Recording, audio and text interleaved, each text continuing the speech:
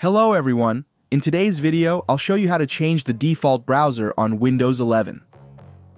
First, open Settings by pressing Window I, or go to the Start menu and select Settings. In the Settings interface, select Apps from the menu on the left, then click on Default Apps.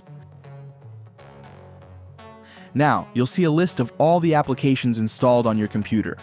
Find the browser you want to set as the default, for example, Microsoft Edge, and click on it. At the top right of the screen, you will see a button labeled Set Default. Click on it, and Microsoft Edge will become the default browser for your computer. Additionally, below that, you will find a list of file types and protocols associated with the browser. If you want to set the default browser for each file type manually, you can click on them to configure individually. However, for most users, this step is unnecessary.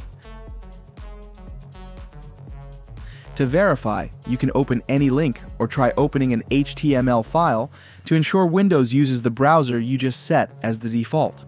If you want to switch back to using Chrome as the default browser, simply follow the same steps and choose Chrome for the file types and protocols.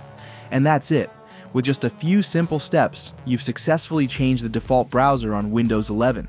If you found this video helpful, don't forget to hit like, subscribe to Easy Tech Steps, and turn on the notification bell so you don't miss any future guides. Thanks for watching, and I'll see you in the next video.